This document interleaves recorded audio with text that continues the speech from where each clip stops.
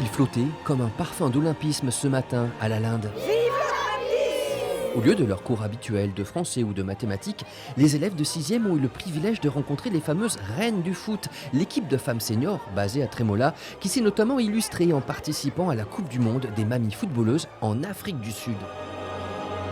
À mon âge, jamais je n'aurais pensé. C'est les premiers autographes de ma vie, mais vous voyez, il ne faut jamais désespérer. Elle n'était pas venue que pour signer des autographes, mais bien pour partager un moment de ballon avec les collégiens. C'est choquant de voir des personnes âgées jouer comme ça au foot. Et en plus, elles sont fortes. Au moins, leur corps il reste bien en forme, elles ont de l'énergie et au moins elles se divertissent. C'est ainsi que les enfants ont pour la première fois testé le foot en marchant, qui, comme son nom l'indique, est une forme de football où il est interdit de courir. Non, tu es en train de décoller les pieds. Le fait de pratiquer l'activité en marchant oblige à avoir un contrôle. Et ça, c'est intéressant pour que les élèves puissent réussir à réguler leur énergie. Pour les plus jeunes, il faut contrôler son énergie. Quant aux reines du foot, l'approche est nécessairement différente. Il s'agit plutôt là d'anticiper une baisse d'énergie.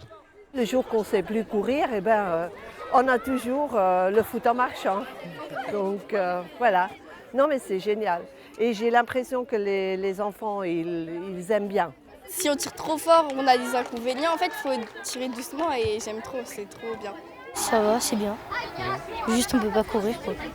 Cette rencontre intergénérationnelle est une idée de la préfète de la Dordogne pour marquer la journée olympique. Ça m'inspire, il faut que je me remette au sport.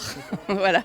En attendant de voir la préfète en plein effort, les reines du sport, inarrêtables, préparent d'autres projets avec les plus jeunes.